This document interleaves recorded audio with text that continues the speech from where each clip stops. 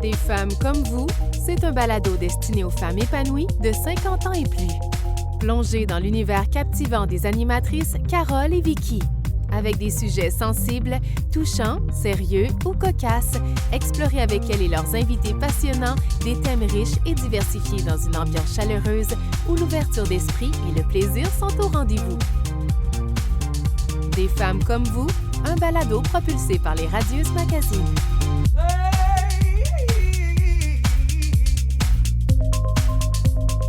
Bienvenue à notre 16e balado « Des femmes comme vous ». Un sujet vraiment, je pense que là, vous avez vraiment piqué votre curiosité. Peut-on ralentir le vieillissement du cerveau? Quelle grande question. Eh bien, pour en parler vraiment sérieusement, là, on a un invité et on est heureuse, Carole. Hein? Le mot est faible. Le mot est faible. On a le bonheur d'accueillir le docteur David Fortin. Bonjour. Merci de me recevoir. Ben oui, Bonjour. c'est un bonheur pour nous. Merci, Oui, merci d'être là, d'avoir pris le temps. Bonheur partagé. Bonheur partagé, c'est merveilleux, ça commence bien. Ouais. C'est Surtout superbe. quand on connaît l'horaire chargé des médecins, Oui. spécialistes. On se sent Alors, privilégié. oui, On est effectivement. contente. Bon. Alors, bonjour, Carole. Bonjour, Vicky. On ne s'était pas dit bonjour? Oui, mais non, pas encore. Ah, donc, vous le connaissez peut-être, le docteur Fortin. Peut-être vous en avez entendu parler un petit peu via les médias, mais il fait des chroniques. Il en fait encore, je crois, à la première chaîne. C'était avec L'émission Pénélope, à l'émission exact. de Pénélope. Également, maintenant, à Salut Bonjour. Donc, Une fois par mois. Une fois par mois. Ouais. Donc, j'ai écouté quelques chroniques. En passant, j'adore ça. Oui. Je trouve l'équipe est spectaculaire. J'adore ça. C'est sympathique. J'adore ça. C'est fun. sympathique. On se sent vraiment bien accueillis. J'aime ça chez Pénélope aussi. Là, Oui. mais le format... C'est différent comme format. Extrêmement accueillant. Ouais. Mais ça se Ouais. ressent aussi, parce que je vous ai vu, Oui. là, oui, effectivement, ça se ressent. Non. Le plaisir sur le plateau, les gens, là, la convivialité, là. C'est vrai. Ouais, l'animateur, Gino, il est, Ouais. moi, je Ah, suis obligé ben de là, dire ouais. qu'il c'est vraiment quelqu'un de spectaculaire. Tu sais, Je pense que oui. il est très sympathique. Ouais. Un gars de la région, en Oui. plus. Ah Oui, faut le dire. On veut un peu chauvin, on aime ça. Et puis, en fait, vous avez écrit 2 livres quand Ouais. même. Là. Le premier, c'est La Galaxie... Le savoir une galaxie dans votre tête. Dans votre tête. Oui. Voilà, c'est ça.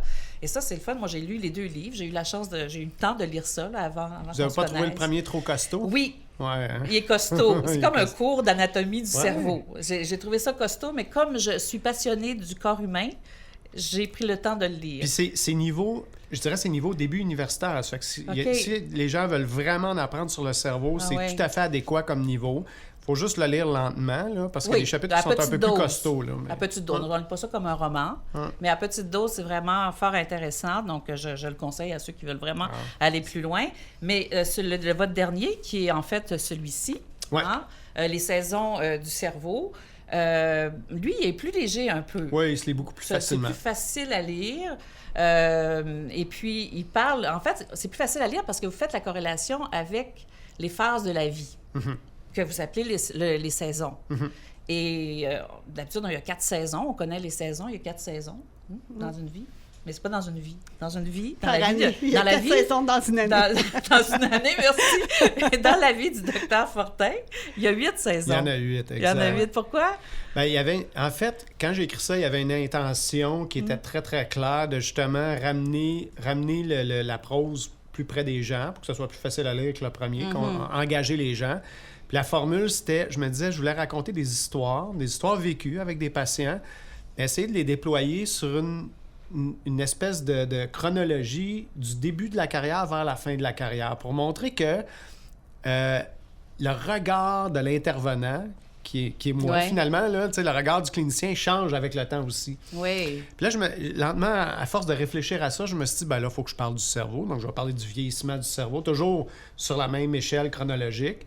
Puis là, initialement, le livre, je voulais l'appeler « Le cerveau, le médecin et son patient ».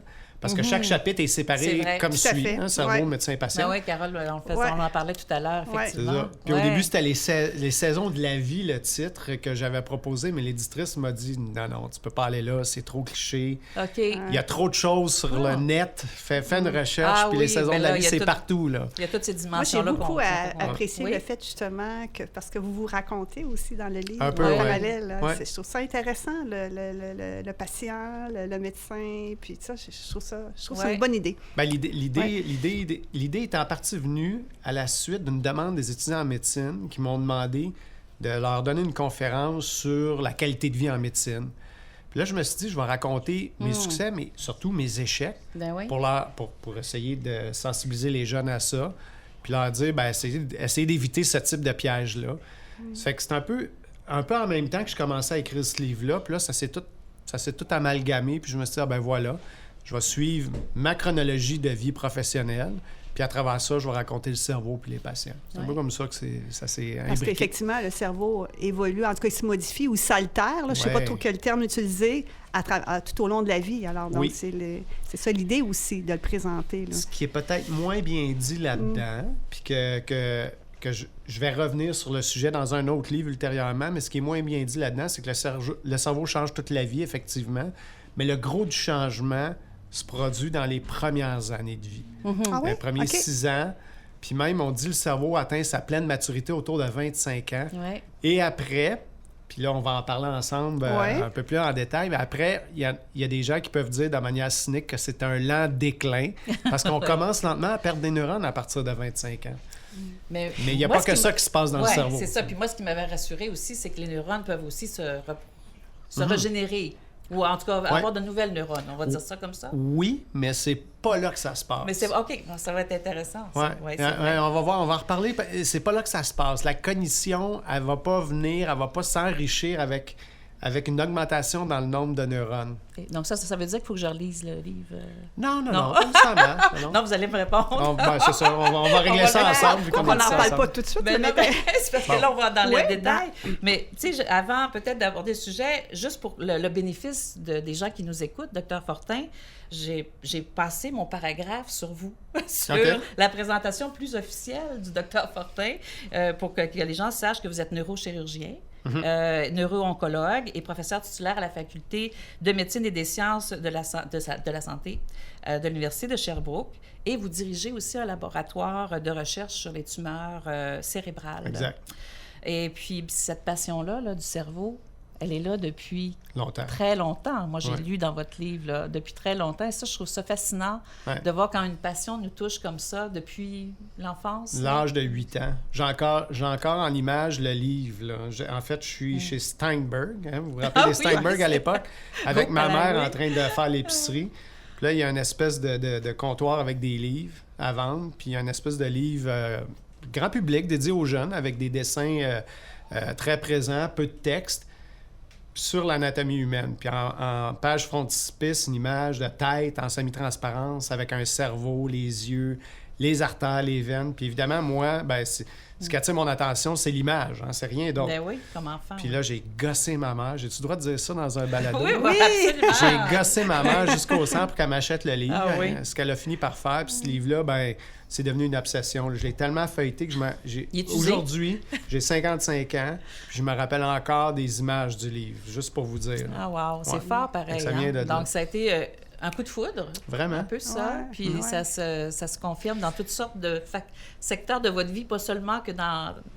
En fait, vous l'appliquez, oui, en étant docteur, mais aussi en écrivant, en le partageant, en faisant Ouais. des conférences, en Ouais. informant le Ouais. public aussi. Ça, c'est... L'idée, c'est fun, ça. c'est de voir cette image-là, puis de dire, cette tissu grisâtre-là qui a l'air de rien. Veux-tu bien me dire comment ça marche, cette La matière affaire-là? grise. Hein? Ben justement, Vas-y la donc. matière grise, est-ce que c'est vraiment... Est-ce qu'on dit... Parce qu'on dans la population, on parle de la Ouais. matière grise, mais je me Ouais. posais la question, est-ce que c'est vraiment un Gris. terme scientifique? Oui. C'est gris. OK. Il y a la matière grise, la matière blanche. La OK. matière grise, c'est l'endroit où il y a des neurones. Puis ce qui donne la couleur grisâtre, c'est les corps des cellules, les corps neuronaux. OK. Alors que la matière blanche, c'est les connexions entre les neurones, qu'on appelle les axones, Ah, OK. qui tirent sa couleur du fait que les axones sont isolés par une protéine, la myéline. Fait que quand vous coupez un cerveau, vous voyez, il y a du gris, il y a du blanc. Le gris, c'est des corps de neurones, puis le blanc, c'est tout simplement des axones, des projections des neurones. Puis quand on dit que souvent, là, dans la population, les gens disent « Ah, on utilise juste une infime partie de notre matière grise. » C'est vrai, ça va? J'aime tellement ça, déconstruire ce mythe-là. Je le fais dans toutes mes conférences grand public. Avant même qu'on me pose la question, je réponds à cette question-là. On dit dans le grand public, on utilise 10 % de notre cerveau. C'est complètement ridicule. Mais ça vient... Ça vient d'où? Ça vient d'où? Ça vient du fait que dans les années 50, il y a un pathologiste qui a publié une étude qui disait que, bon, dans notre cerveau, vous savez combien de neurones vous avez dans vos têtes, mesdames? Ah, c'est des millions. 100 milliards. C'est des milliards. C'est des milliards. C'est trop un gros chiffre. Ce pathologiste-là disait, il n'y a pas juste des neurones dans une tête, il y a aussi des cellules gliales, qui sont des cellules de support aux neurones. Puis ce qu'il venait dire, lui, c'est qu'il y a 10 fois plus de cellules gliales que de neurones.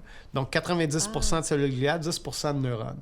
Et là, il y a des médias grand public qui ont repris cette nouvelle-là pour dire on utilise seulement 10 % de nos capacités. Voilà la source. C'est ça. Ce qui est véhiculé là, dans la société, souvent, ça vient toujours de quelque chose. C'est souvent des faux messages. Oui, c'est ça. C'est un peu comme le jeu de... Comment on appelle ça? Là, du téléphone. Du téléphone. Ah oui, le jeu du téléphone, Puis en fait, c'est tellement faux, ce message-là, que, bon, maintenant, on a ramené ce ratio-là entre le nombre de neurones puis le nombre de cellules gliales à 1 pour 4. Donc, 4 fois plus de cellules gliales, qui sont les cellules de support des neurones, que de neurones. Puis là, dernièrement, il y a des nouvelles qui sont sorties dans la dernière année qui disent que, on s'est rendu compte que les cellules gliales aussi participent au processus cognitif. Okay. Donc, on les utilise, nos cellules gliales aussi, pour penser. OK. Avant, on pensait que c'était comme en support? Oui. On pensait que c'était juste des cellules qui étaient là pour supporter la nutrition des neurones, réagir à l'inflammation, protéger les neurones. Mais maintenant, on sait que toutes les cellules dans notre tête communiquent entre elles. Que ce soit les neurones, les cellules gliales. Comment vous avez pu découvrir ça? Ben, en fait, c'est pas moi qui ai découvert ça. Vous, je parle de la communauté scientifique. Ouais. Ben, il y a des équipes qui ont remarqué que les cellules gliales étaient équipées pour émettre des signaux électriques aussi. Que lorsque certains groupes de neurones s'activaient, ben, ces cellules-là aussi s'activaient puis transmettaient leurs signaux électriques à d'autres types de cellules qu'on appelle les cellules endothéliales. Ça, c'est les cellules qui tissent la paroi des vaisseaux sanguins, si vous voulez. Ça fait que dans nos têtes, nos vaisseaux sanguins sont toujours en contact avec nos neurones.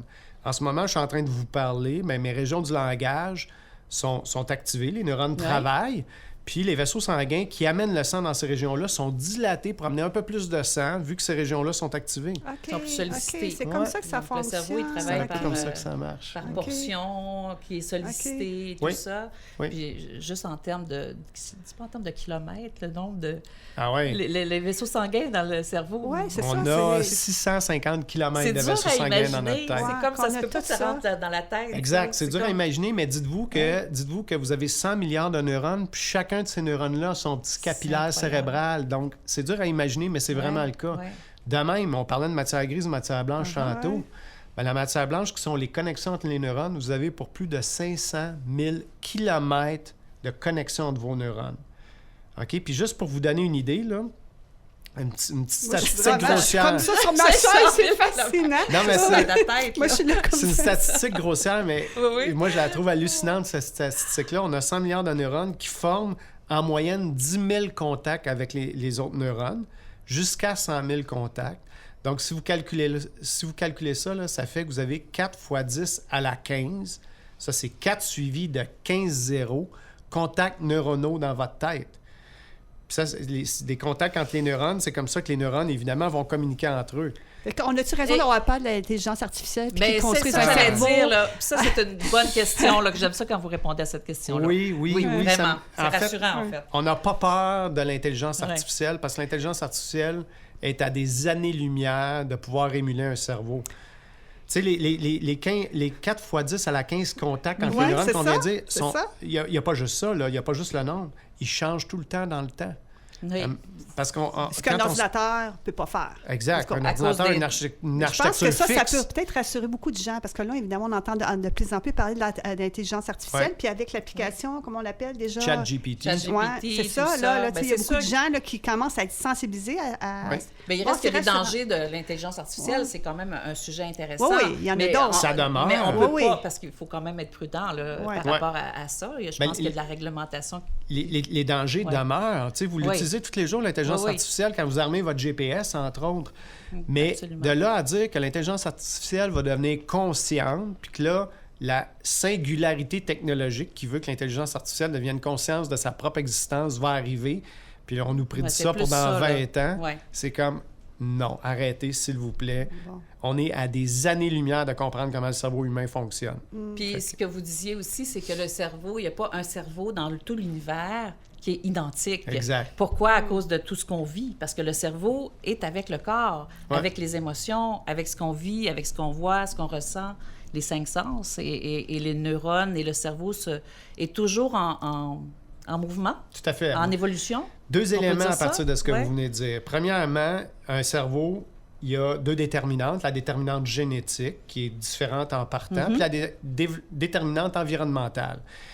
Le cerveau humain, par rapport au cerveau des autres animaux, est extrêmement influencé par l'environnement parce que le bébé humain est celui qui mature le plus à l'extérieur du ventre de sa mère.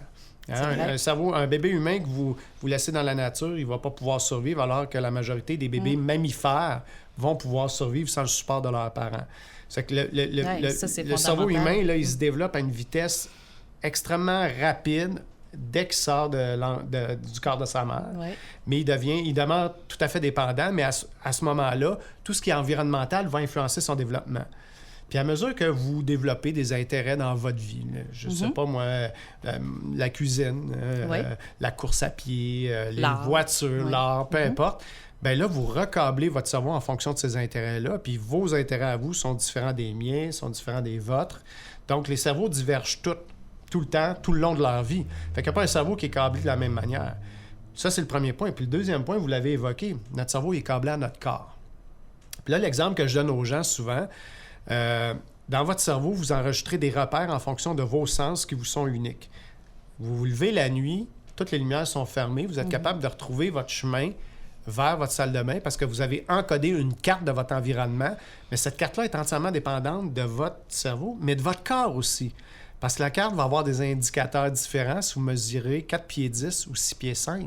Ouais, Hein? En plus, toutes ces Donc, dimensions-là. mais tout ça, c'est encodé dans notre tête. On ne peut pas séparer le cerveau du corps. C'est pour ça que il y a un neurochirurgien italien à un moment donné qui parlait de faire des transplantations de tête. Je ne sais pas si vous avez entendu ça. Non. Il y a 4 ou 5 ans, dans les médias, il y a un neurochirurgien italien. Tête. Oui, il voulait C'est-à-dire de prendre un cerveau d'un humain.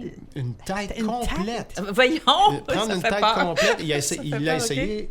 Il l'a essayé chez les grands singes. OK. Et Donc, d'ailleurs... donc, je m'excuse, là, parce Ouais. que ça me brûle les lèvres. Je m'excuse. Ben non, c'est correct. Une tête, mettons, là, d'un humain qui serait décédé, puis qu'on le met sur... Qui vient de décéder. Vous Que faites le un- cerveau est encore en connexion. Comme on transplante, mettons, un foie ou un cœur ou des Lui, poumons. lui, il voulait faire ça, tout à fait. OK. Mais c'est complètement ridicule comme projet parce qu'un cerveau que vous prenez, entre guillemets, puis que vous essayez d'amener sur un autre corps, ça peut pas être compatible. Hein? À Tous cause les de ce que vous- repères ah ouais. encodés d'un OK. corps sont uniques. OK. Mais oui, il y a vraiment je vous Et ça doit invite être toute une Ça, expérience. j'avais vous jamais invite entendu à- parler de ça. à Jamais. aller sur Google là, puis Ouais. taper Ouais, c'est- transplantation Ah ouais. de tête, neurochirurgien italien. Je me souviens plus de son OK. nom. Ben, Mais j'en parle dans mon premier livre. Ah, Ridicule. Mais là aussi, je me pose des questions. Je me pose toujours plein de questions, oui. mais Elle pose toujours des je questions. suis là pour ça. Oui, oui, c'est en pour ça. La question probablement qui vous est posée régulièrement, est-ce que le cerveau des femmes est similaire à celui des hommes? Est-ce qu'il y a des différences, que ce soit en termes de taille, Ouais. de composition ou de façon de réagir? Je ne sais pas trop comment La dire réponse ça. à ça, c'est oui. Il y a des différences claires. En termes de taille et de poids, le cerveau des hommes est plus gros, plus lourd. Ça ne veut pas du tout dire qu'il est plus intelligent, là. Avant que vous sautiez là-dessus. On attend.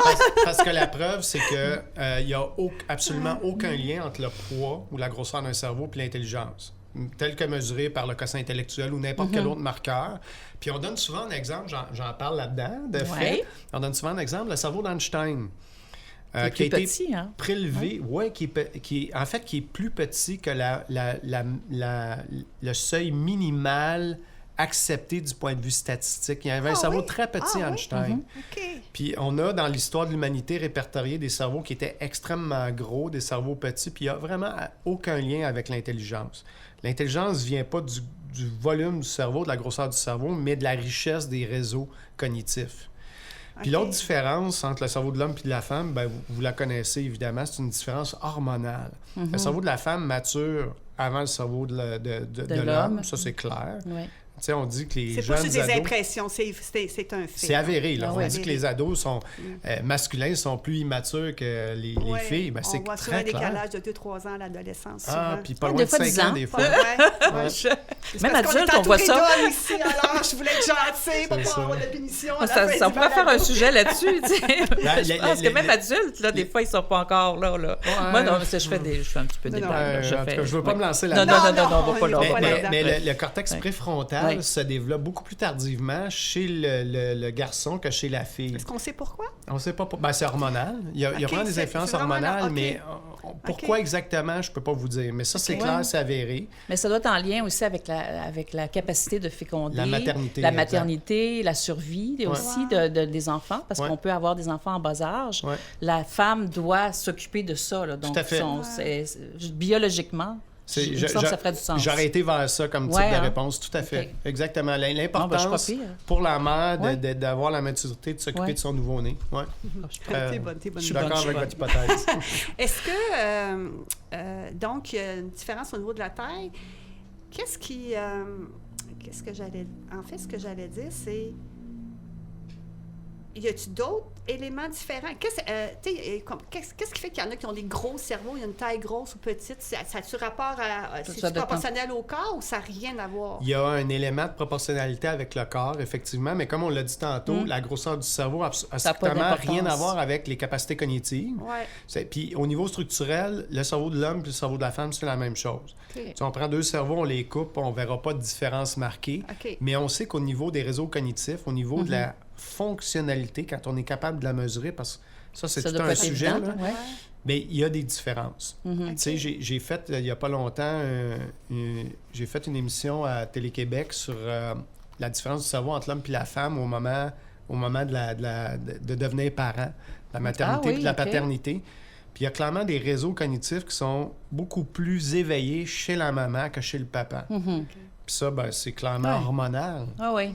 Fait qu'il y a des différences, mais pas mesurables quand on regarde des cerveaux. C'est pas physique. Puis au niveau d'intelligence ou de QI ou QI, Non, il n'y a là, pas de différence non plus. C'est ça, on aimerait bien ça, Carole, hein, mais non, c'est bien essayé, c'est bien essayé, c'est correct, c'est On correct. blague un peu. Mais quand J'oserais même. pas me lancer On a là-dedans. parlé, Ouais. bon, on n'a pas entré dans les 8 saisons que Ouais. comment vous les voyez, mais on vient de parler quand même de l'étape de l'enfant, de l'adolescence. Comment, juste un petit repère, comment vous voyez ça, ces saisons-là? Ben, si on fait- en ouais. fait, ce qu'on n'a pas raconté, tu sais, je vous ai dit Ouais. que ça se développait vite, un cerveau, juste Ouais. pour vous donner une idée, là, encore une fois, une statistique, moi, qui me rend complètement songeur, c'est qu'un enfant, à partir de la 38e semaine de conception, puis jusqu'à quelques années après la naissance, forme 40 000 nouveaux contacts entre les neurones, qu'on appelle des synapses, à la seconde.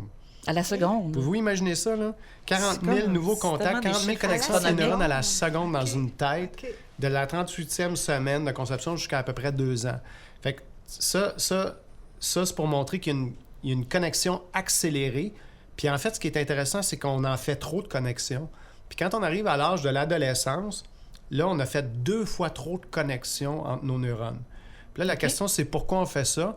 Probablement que du point de vue évolutif, c'est une bonne idée parce qu'on se donne tous les potentiels possibles. Le plus vite possible, en fait. Le plus vite possible, Ah, on pour- construit tout, puis là, Ouais. là, on va faire de l'élagage. C'est-à-dire que là, OK. on est à l'adolescence, il y a des réseaux cognitifs qu'on aurait pu utiliser, mais on les a pas utilisés. Moi, je donne l'exemple, j'ai toujours voulu jouer au piano, puis j'ai jamais pu jouer au piano. Ben mon réseau de pianistes, entre guillemets, potentiels, il est élagué à l'adolescence parce que je l'ai jamais utilisé. Est-ce que c'est pour ça que les adolescents dorment beaucoup, se lèvent plus tard, sont plus lents? Non, Non, là, je sais non. que c'est les Ça hormones peut- qui font ça, ça- mais je faisais... c'est ça, ça peut Mais savoir peut-être avec que, ouais, le c'est- développement ouais. Ça corporel explique rapide. peut-être tu sais. en partie pourquoi que quand on dit, par exemple, pour apprendre une langue, quand tu es jeune, Ben oui. tout t'apprend plus rapidement. facilement, là. Tout à ouais. fait. Puis si à 60 ans, tu dis « Ah, ben moi, je veux apprendre le piano », ben là, ça risque d'être beaucoup plus C'est difficile. plus là. ardu. Tout à fait.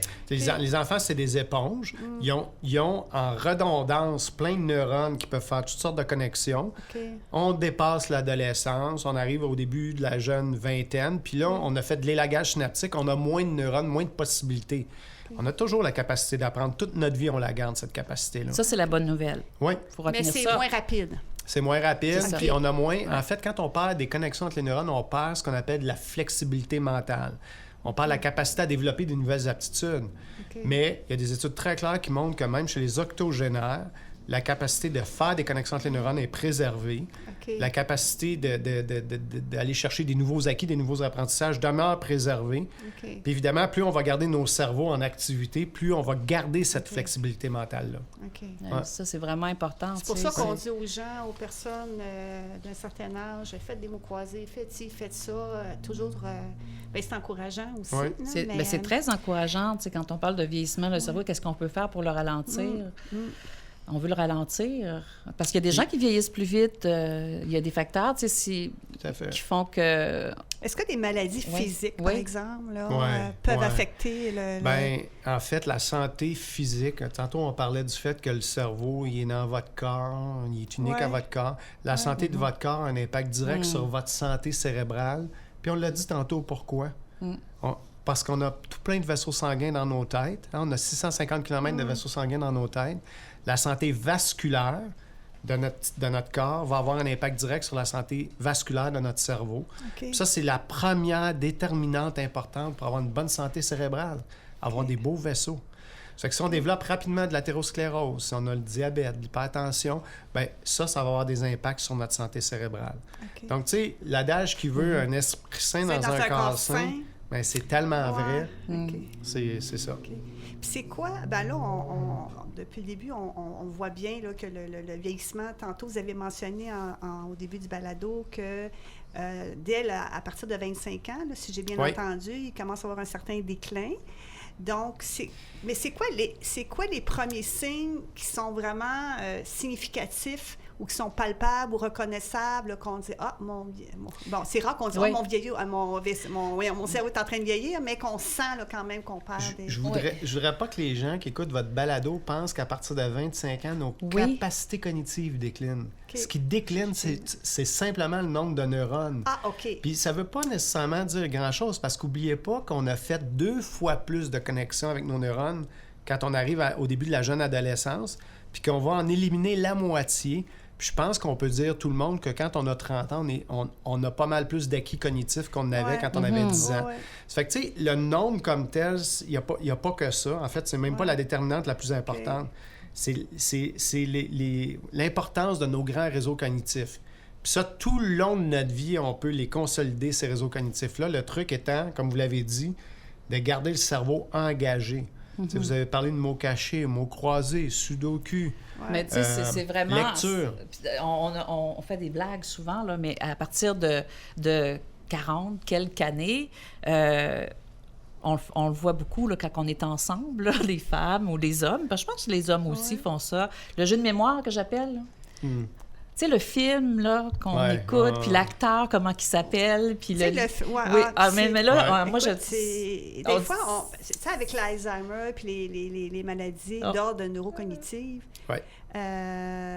d'ordre neurocognitif, je devrais dire, tu sais, là, ça fait peur parce que des fois, en tout cas, moi, puis je pense vécu aussi, puis probablement plusieurs personnes qui nous écoutent puis qui nous regardent, c'est... On est toujours en train de chercher nos mots, puis dire, oui, puis là, on se demande, c'est-tu un début d'Alzheimer? Ça nous arrive tous. Oui, hein. OK. Ça nous On arrive se tous demande à en quel vieillissant. moment on doit s'inquiéter de ça. Là. Est-ce que c'est inquiétant ou pas? Est-ce que la ligne est mince? Peut-être que non. C'est pas tant inquiétant parce Ouais. que ça nous arrive tous. C'est la capacité à aller extraire une mémoire qui est moins bonne. Ça, c'est un peu moins flexible en vieillissant. OK. De fait, il y a des régions dans notre cerveau qui vieillissent plus vite que d'autres. OK. Puis une de ces régions-là, c'est l'hippocampe. L'hippocampe, c'est une structure qu'on a dans nos lobes temporaux, hein, juste près des oreilles, près des tempes. Puis les hippocampes, leur job, là, c'est vraiment de prendre une mémoire, de la consolider dans le cortex, puis quand on en a besoin, d'aller la chercher. OK. Ces structures-là vont s'atrophier avec le temps plus rapidement que d'autres régions dans notre cerveau. OK. Fait qu'à 60 ans, dans ces petits troubles-là, c'est normal? Comme je vous dis, moi, j'ai En 55 ans, puis ça m'arrive souvent. OK.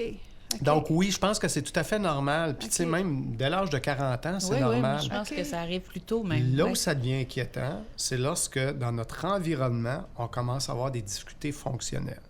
Tu sais, si vous vous réveillez puis vous avez de la misère à vous retrouver, puis parce que ça arrive, là, si vous avez de la difficulté à vous retrouver, par exemple, dans votre environnement, là, il faut commencer à s'inquiéter. OK. C'est des Si signes. vous n'êtes plus capable du tout de consolider de nouveaux apprentissages, hein, c'est normal, là, vous regardez une recette à la TV, là, puis le lendemain, vous dites « Voyons, c'était quoi déjà? » Ça, c'est normal. Mais une recette que vous maîtrisez depuis longtemps, là, puis là, hop là, vous voulez faire un petit changement, puis ça ne marche plus, là, vous oubliez. Ça commence à être inquiétant. Donc puis la capacité d'apprendre des nouvelles choses, je pense qu'encore là, il faut comprendre qu'on faut se donner le droit, tout le monde, d'oublier un peu. Hein? On peut pas se rappeler de tout instantanément. Mais si vous n'êtes plus du tout capable d'intégrer de nouvelles informations, ça peut être un signe de démence. Ça peut être inquiétant. OK. Bon, mais ça fait quand même une nuance, puis ça nous rassure aussi. Oui. Puis moi, j'avais l'impression que c'était aussi un peu hormonal. C'était peut-être plus présent chez les femmes, mais là, de ce que j'en déduis, c'est pas le cas. Là. C'est pas une histoire d'hormones liées à la ménopause, c'est plus un processus de vieillissement normal. Je pense qu'il y a probablement une composante hormonale aussi, parce que vous avez, je ne sais pas si vous avez déjà entendu parler en anglais, le mom's brain, le cerveau de la maman. Oui. Puis il y a clairement un phénomène qui fait que la femme qui va accoucher, là, qui arrive passer 36 semaines, là, a une espèce de brouillard cérébral. Elle oublie beaucoup plus, son cerveau est plus difficilement distrayable. Fait qu'il y a vraiment quelque chose d'hormonal qui se produit dans le cerveau. Puis ça finit par se replacer, évidemment, après la naissance de l'enfant. Là. Donc, il y a vraiment quelque chose d'hormonal, mais est-ce qu'il y a une distinction entre les femmes et les hommes au niveau de ça en vieillissant? Je suis pas capable de répondre à votre question, je ne sais pas. Je pense pas, honnêtement. OK. Parce que souvent, on est en... c'est parce qu'on est souvent entre femmes. Il y a beaucoup des groupes de femmes, d'amis, hein, on jase beaucoup. C'est pour ça qu'on se posait beaucoup la question. Alors, on a des hommes autour de nous, on pourrait leur poser la question, mais là, on n'ira pas là. Après le comme vous le disiez tantôt, je pense que des groupes d'hommes vivent la même affaire. Bon, tant mieux, tant mieux. Moi, ça me rassure. Bon, OK, je suis rassurée. J'aimerais, il y a un élément dont j'aimerais qu'on parle, c'est la question de l'attention divisée. Oui. On entend beaucoup parler de ça présentement, là. En tout cas, je ne sais pas si c'est tout le monde, mais peut-être parce que je m'y intéresse. Mais l'attention divisée, du fait qu'on travaille beaucoup aussi avec différents... Les médias numériques. Les médias numériques et tout ça. Ouais. Pouvez-vous nous parler de ça? Oui, avec plaisir. En fait, c'est intéressant. Il y a 2 semaines, je donnais une conférence à Montréal aux médecins francophones du Canada sur l'impact des médias numériques sur le cerveau. Puis la dernière portion de ma conférence, c'était sur le mythe du multitâche. Oui. Parce que le cerveau ne fonctionne pas bien en mode multitâche, contrairement à ce qu'on pense. Oui. Le cerveau est organisé pour pouvoir gérer une tâche à la fois et idéalement de manière concentrée. Lorsque la tâche est terminée, on emmène une autre à terme. L'idée de faire 2-3 choses en même temps, puis penser qu'on va être aussi efficace, c'est une idée qui est fausse. On a dans notre cerveau un réseau qu'on appelle le réseau central exécutif. Ça a l'air bien compliqué, mais c'est bien simple. Ce réseau-là, tout ce qu'il fait, lui, c'est qu'il assure le trafic de l'information dans le cerveau. Puis lorsqu'on demande à notre réseau central exécutif d'accomplir plusieurs tâches simultanément, on fait ce qu'on appelle du clignement cognitif. C'est-à-dire qu'on est toujours en train d'osciller entre différentes tâches. Et ça divise vraiment les ressources énergétiques, les ressources cognitives de notre cerveau. Puis ça fait qu'on est clairement moins efficace. Oui. Puis ça, c'est un des impacts dévastateurs des médias numériques parce que tout le monde, on est maintenant à la merci des notifications instantanées. Oui, oui. Hein, le texto qui rentre, le email qui rentre. Puis là, on vient de quitter notre tâche cognitive pour adresser autre chose. Ouais. Ça, c'est du point de vue de la productivité, c'est très néfaste. Mais même au niveau du cerveau, non? Est-ce que ça a un impact sur le cerveau en tant que tel? En fait, les études montrent, puis c'est des études qui ont été menées chez les jeunes avec des cerveaux en développement, là, des jeunes en bas de 15 ans. On pense que ça a un impact sur la bonne maturation de ce réseau central exécutif-là. Puis ça augmenterait le syndrome du TDAH. C'est ça, oui. Donc entendu, à la question, est-ce que ça a un impact? La réponse, c'est probablement. Probablement. Il reste encore des recherches à faire. Ça peut expliquer pourquoi il semble avoir beaucoup plus de. Il y en a tellement maintenant, c'est ça. Et les gens disent tout le temps, oui, mais c'est parce qu'avant, on ne posait pas de diagnostic. Ouais, mais il n'y a probablement pas juste ça. Parce que là, le phénomène des médias sociaux puis de tout ce qui est numérique. Puis aussi, ce qui est dommage aussi, quand j'entends ça, c'est qu'on on vénère, entre guillemets, quasiment le multitâche. Là. Oui. Là, Oui. c'est Oui. wow. Ça a été glorifié, puis oui. on glorifie. Oui, absolument. Le terme est plus juste, on glorifie, puis on dit toujours, les femmes, vous êtes multitâches. Puis, Oui. tu sais, oui, puis on Ben, se même vante quasiment d'être nous-mêmes, multitâches, là, tu puis sais, peut-être mais, que c'est les... Tu sais, on dit souvent, les femmes font plus ça que les hommes. Moi, j'ai souvent entendu Ben, ça. Est-ce que moi, ça- je le dis C'est en peut-être pas une bonne chose. Non, mais je le dis en conférence que les femmes ont l'air supérieures aux hommes pour assumer ce multitâche-là. OK. Puis on a plus de facilité peut-être à le Exactement. faire. J'ai pas de réponse pourquoi, Ouais. je ne sais pas, mais il y a des Ouais. études psychologiques qui semblent démontrer ça. Ceci étant, même c'est vrai, mais c'est quand même pas idéal. Vous seriez encore plus performante, mesdames, si vous étiez concentrées à une tâche puis vous accomplissiez toutes vos tâches multiples de manière séquentielle. Donc, on en règle une, on passe à la suivante. Mais c'est vrai que dans le multitâche, votre cerveau a l'air supérieur puis à dans la celui des vraie hommes. vie aussi d'une femme qui a des enfants, qui a une famille, qui a tu sais, si on arrive sur le terrain, c'est pas toujours évident. Tu sais, on parle Exact. beaucoup aussi de charge mentale, de stress, de tout ça. Là. Je pense que tout ça, ça a un lien aussi avec...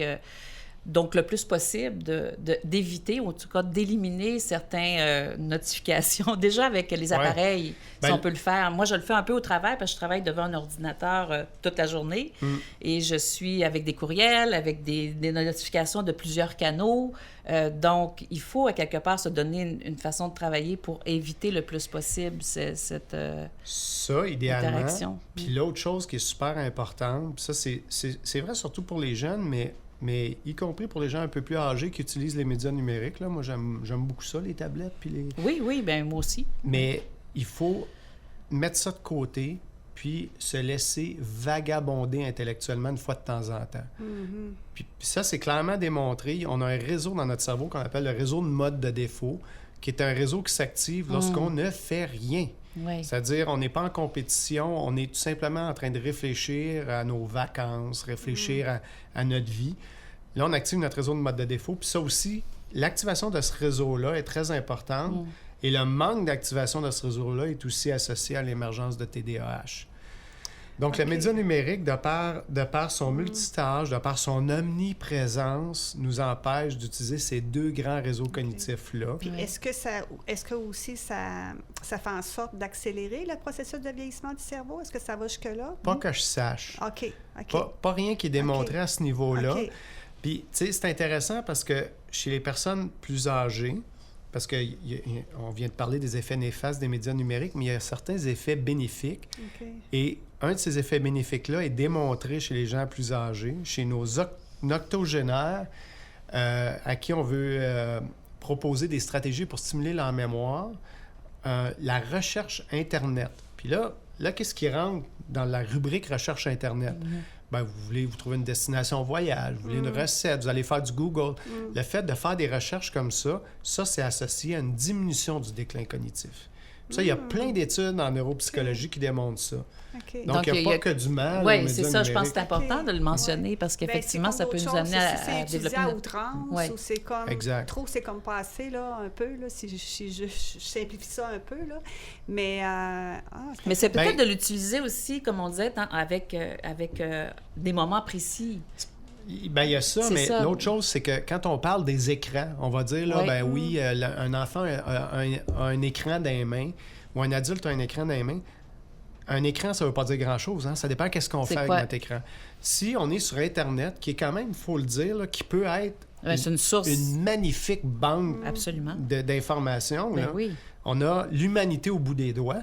Ben, si on est en train de fouiller puis de lire des articles universitaires, c'est une chose. Mais si on est sur TikTok à regarder des vidéos de niaiseries, c'en est une autre. Fait que, tu sais, je pense, Il y je a une pense qu'il balance faut... à faire. Là. Exactement. Ouais, c'est Une ça. balance. Il faut faire la part des choses. Oui, OK. Ouais. Puis, est-ce qu'on peut faire des choses pour ralentir le vieillissement du cerveau? Est-ce qu'on a un certain contrôle? Oui, bien, il y a deux choses qu'il faut faire. Ouais. On l'a dit tantôt, gardez-vous physiquement le plus en forme possible. Puis le plus en forme possible, c'est vraiment pas compliqué. C'est éviter les abus.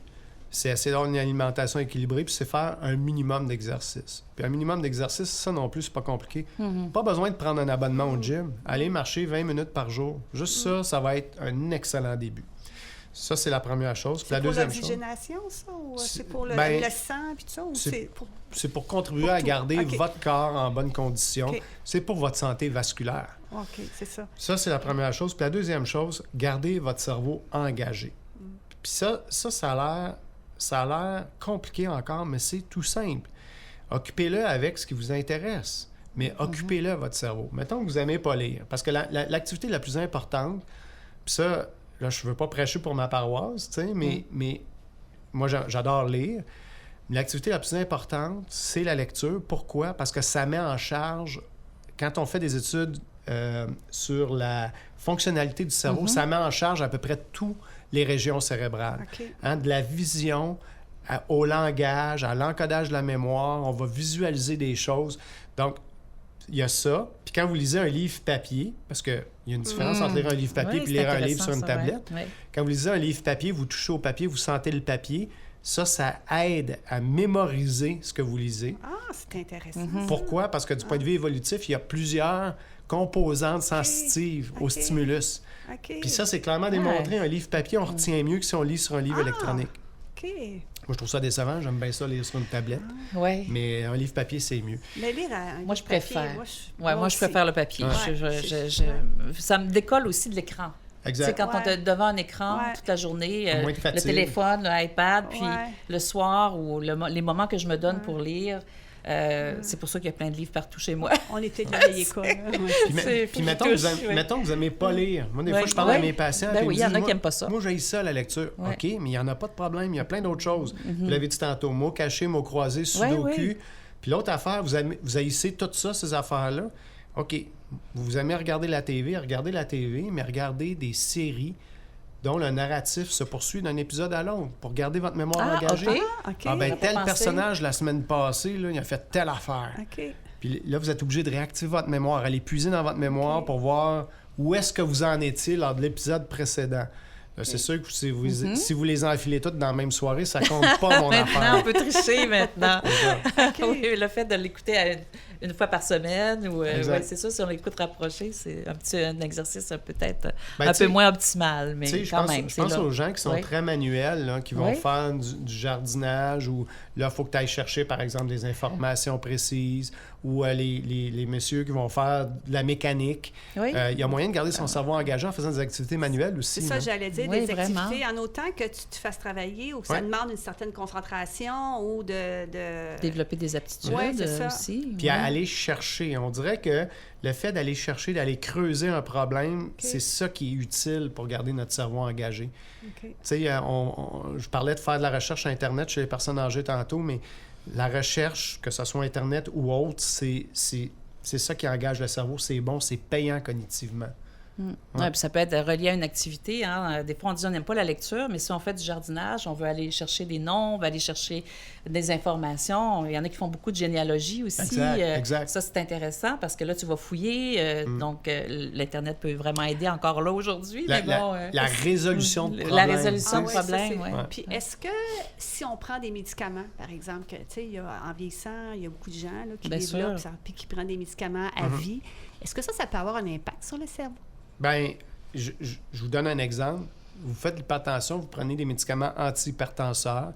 Vous allez, encore une fois, protéger votre système vasculaire. OK. Vous êtes diabétique, vous prenez des médicaments pour contrôler votre diabète. OK. Vous allez protéger votre santé vasculaire et par ricochet votre cerveau.